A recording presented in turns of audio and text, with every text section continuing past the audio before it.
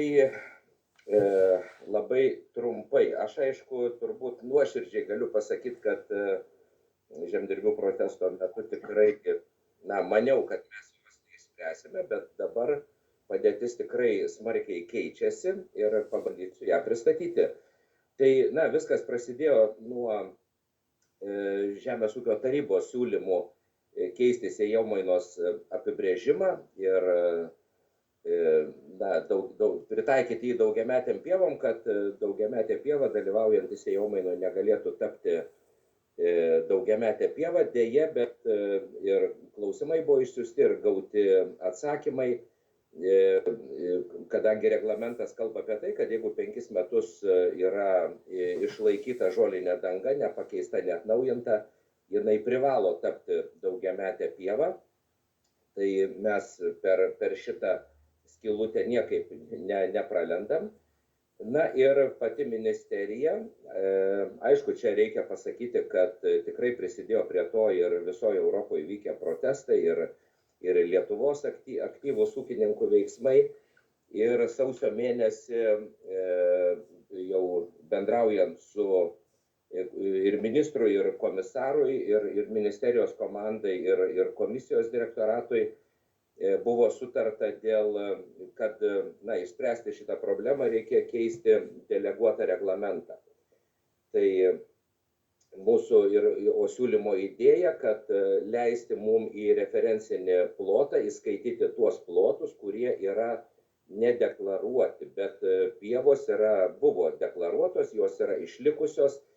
Ir mokėjimo agentūros preliminariais duomenimis mes tuo metu žinojom, kad tokių plotų yra apie 82-83 tūkstančiai, tai mums kaip ir išsprendžia tą problemą. Tai sausio 23 ministras prašė komisaro skubos tvarka peržiūrėti deleguotą reglamentą dėl pirmo gabo daugiamečių pievų. Vasario 26 dieną jau Žemės ūkio ir žuvininkystės ministrų taryba svarstė pristatytą administracinės naštos ūkininkam mažinimo paketą, kuriame buvo ir šitas mūsų prašymas. Ir planuojama, iš tiesų, tai mes jau net ir žinome, kad kovo 13 dieną ta procedūra turi pasibaigti, supaprastinta procedūra. Ir labai tikimės, kad tam bus pritarta. Tai laukti dar liko 1 savaitė. Ir iš kitos pusės, tai kadangi nebuvom garantuoti, ar vyks viskas pagal planą, ar tai bus padaryta, taip pat jau su antru strateginio plano keitimu mes esame patikslinę daugiamečių pievų formuluotę, apskritai pievų formuluotę, kad jeigu daugiametė pieva atnaujinta neariminiu būdu, tai jinai išlieka daugiametė pieva, jeigu išariama, jinai praranda tą statusą, tačiau čia, kur buvo problema su pievomis, ganyklomis iki 5 metų deklaruojamomis GPŽ kodu, jeigu jinai per 5 metus buvo atnaujinta, kad ir neariminiu būdu, kad jai, kaip ir nusinulina metai ir per naują skaičiuojasi tie 5 metai. Tai kad mum tų pievų, savaime nedaugėtų, kad praėjus 5 metam, jeigu yra žolinė danga ir ūkininkai kartais tą mini, kad buvo atnaujinta, bet jiem neleido kitaip deklaruoti kaip daugiametė pieva. Tai, tikimės, kad taip daugiau ateityje nebeatsitiks. Tai apie daugiametės pievas tiek. Nes nepakilo daug rankų, tiksliau nepakilo visai rankų, tai gal galite apibendrintai pasakyti, tai kovo 13 dieną suteiksite ramybę žemdirbiams, ar dar turėsime ir toliau tų rūpesčių ir lauksime kitų protestų? Ne, kol kas visi ženklai, kad suteiksim ramybę. Laukti neilgai liko, nes jeigu mums leidžia įsitraukti tas pievas, mes tikrai, net jeigu ir neleistų, mes jau turbūt 10 kartų galėtume sumažinti tą, kai buvo 70% iki 7%, bet jeigu už savaitės leis, tai keletui metų bus išspręsta bėda. naudodamasis progą ministerijom ir kad jūs Seimo nariai žinotumėt, į taisyklės vis tik bandoma įrašyti datą, kad bus leidžiama naudoti iki 26 metų gruodžio 31, susijęs su galiojančia direktyva, bet mes labai prašom, kad to nebūtų daroma, galima įrašyti susijęs su direktyvos galiojimu, nes kas atsitiks, jeigu direktyva bus pratęsta, o kad ji bus pratęsta, tai labai daug šansų, kad bus pratęsta. Tai tuomet aš kalbėsiu, kai perėsim prie kitų reikalavimų. Ačiū. Tai dėl gazolių replika. Prašau. Noriu pasakyti, kad iš tikrųjų problema yra ne reglamente, kurį minėjo viceministras. Šitas reglamentas valstybės pagalbos iš tikrųjų baigėsi 26 metais, tačiau tai yra valstybės pagalbos sistemos pratęsimo ir bus naujas reglamentas garantuotai 27 metais. Iš tikrųjų, bėda ne ten yra, o 26 metai yra įkalti į nacionalinio energetikos ir klimato plano projektą. Ir jame yra pasakyta, kad 26 metais mes norime atsisakyti 13 subsidijų, tame tarpe subsidijos naftos dujų akcizui, tame tarpe žaliajam dyzelinui, tame tarpe raudonajam krosiniam kurui. Taip sakant, šitas 26 metai turi būti išbraukti, bet kartu turi būti išbraukti iš nacionalinio energetikos ir klimato plano. Kitaip mūsų komisija visą laiką vers, o planą mes susiplanavome patys. Europos šitoje vietoje ne prie ko. Ačiū. Pratęsdamas Eimanto, ką aš nekiu dėl Nespo, aš prašyčiau kaimo reikalų komiteto kokią tai, ar tai rekomendaciją, sprendimą, nutarimo, kad jis būtų tas Nespas peržiūrimas, nes atrodo, birželio mėnesį jis turi būti tvirtinamas, o tai liečia ir akcizą dyzelinam, į tai liečia naftos dujas ir panašiai, kad kaimo reikalų komitetas būtų priimtų kokį tai dokumentą, kuris įpareigotų jį peržiūrėti tą Nespą.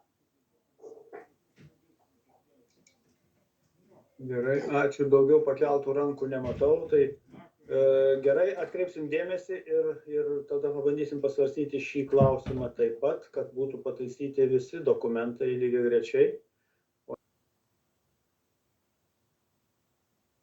Taip, labą dieną, gerbiamas pirmininkė, gerbiamų komiteto nariai ir susirinkę. Tai pirmiausia, gal atsakyčiau pono Algio Gaižučio klausimą dėl korekcijų žemėlapių natūralių pievų, pelkių ir šlapinių. Tai taip, korekcijos didžiąją dalimi yra įvykdytos. Buvo apie 700 prašymų, didžioji dalis išnagrinėta, liko neišnagrinėti 53 prašymai, kurie bus nagrinėjami pavasarį. Saugomų teritorijų tarnyba kaip tik yra koreguoja žemėlapius, procedūrą specialių žemės naudojimo sąlygų įstatymų tiek įtraukimai į specialių žemės naudojimo sąlygas, tiek įbraukimo yra vienoda, tai užsakinėja vietinę spaudą, žemėlapius pakoreguos, patvirtins ir bus išimtos tos teritorijos, kurios pagal prašymus netitinka reikalavimų. Tai vienas dalykas. Kitas dalykas, tai taip pat tikimės, kad dar šią savaitę išeis derinimų pakeitimas aplinkos ministro, žemės ūkio ministro bendro įsakymo dėl žemėlapių sudarimo tvarkos aprašo, kuriame tiksliau galėtų kolega Algis Klimavičius pakomentuoti, jeigu reikėtų, bet iš esmės išimami keli sluoksniai, tai vienas iš tų sluoksnių tai yra užliejamos teritorijos potvynių, tai tokiu atveju ženkliai pagerėtų situacija Šilutės ypatingai rajone, kur tikrai labai didelė teritorijos dalis pateko gavo specialią žymą kaip natūrali pieva. Skaičiuojama, bent apie 7000 hektarų galėtų išsimti, taip pat tam tikros korekcijos atliekamos ir kitos tvarkoje, jeigu reikėtų detaliau, galima raštu arba žodžiu Algis Klimavičius pateiktų. Tai tie žemėlapio korekcijos tikimės, kad balandžio mėnesį tvarkos aprašo būtų patvirtintos, būtų pakoreguojami ir per keletą mėnesių būtų pakeisti išmantas teritorijas. Tai va dėl natūralių pievų, pelkių ir šlapinių tokia situacija.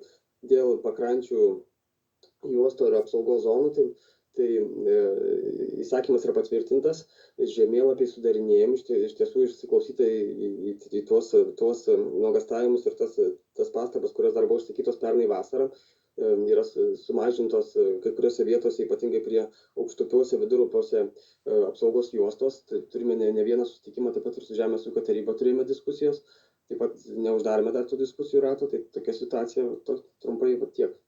Jeigu dėl žemėlapių aprašų korekcijos reikėtų detaliau, tai kolega Algis Klimavičius prisijungęs galėtų detaliau pristatyti. kalbant apie apsaugos juostas ir saugomas teritorijas, aš pradėsiu nuo apsaugos juostų prie paviršinių vandens telkinių. Taip, čia reiktų pasakyti, kad prieš savaitę mes turėjom su aplinkos ministerija tokį ilgą ir tokį ganėtinai karštą susitikimą. Ir taip, reikia pripažinti, kad juostos susiaurėjo, tačiau draudimas juostose dirbti vis dar galioja. Ir su kuo mes nesutinkam, ką ir sako mokslas, kad platesnės juostos kaip 10 metrų tikrai neturi prasmės dėl galimos taršos iš žemės ūkio. Ir mes kaip kompromisinį variantą siūlome juostoje, pavyzdžiui, taikyti žemės dirbimą neariminiu būdu, nenaudojant arimo. Tai viena. Kita, jeigu vis tik tai yra noras uždrausti veiklą ir de jure, jeigu žemės dokumentuose yra parašyta, kad žemė yra žemės ūkio paskirties ariama, tai prilygsta turto nusavinimui, tada kalbėkime apie kompensaciją. Kitas dalykas, kyla klausimas, kas juostas prižiūrės, nes, aišku, aplinkos ministerija sakys, kad nėra reikalavimo, bet pripažinkim pagaliau, kad visa augmenija, tiek krūmai, medžiai ir ta pati žolė yra ta pati tarša, ji mineralizuojasi iki tų elementų, apie kuriuos mes kalbam, nitratai ir fosforas. Tai tą reikia turėti omeny ir jau keltą klausimą dėl šitų paviršinių vandens telkinių priežiūros, ypatingai melioracijos griovių, nes ten kyla daug problemų ir noriu pasakyti, kad tai yra valstybės turtas. Ir apie tai taip pat turim kalbėti. Dabar dėl saugotinų teritorijų labai gaila, kad jau įvyko įregistravimas, nors ministras viešai 3 kartus buvo pažadėjęs, kad to nebus.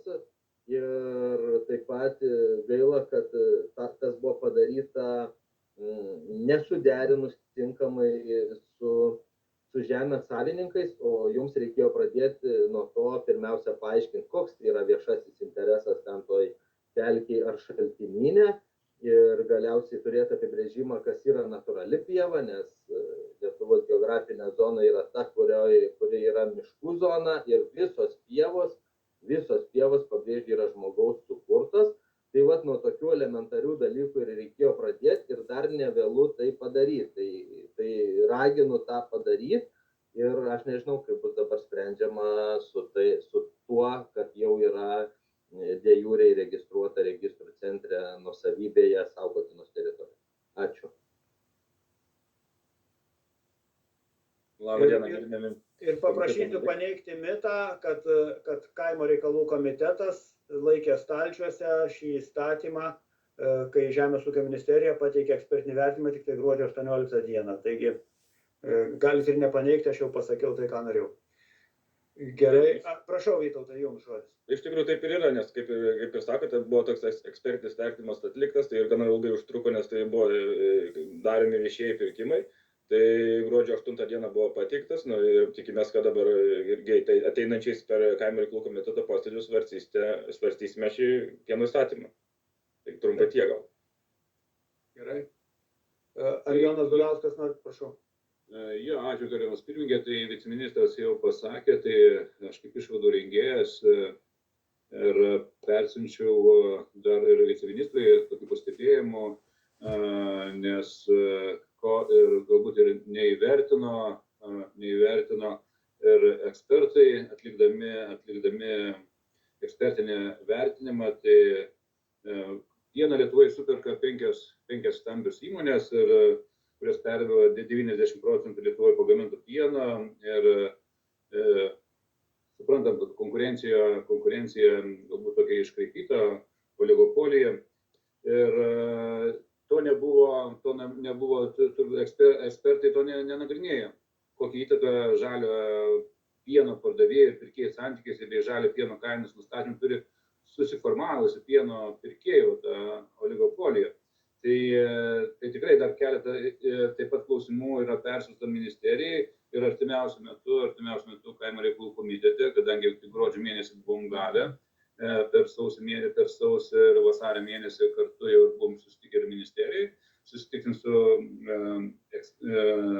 atlikusi projektų vertinimo įmonę, taip pat pasikalbėti ir artimiausiu metu pateiksim Seimui apsispręsti dėl šio įstatymo projekto.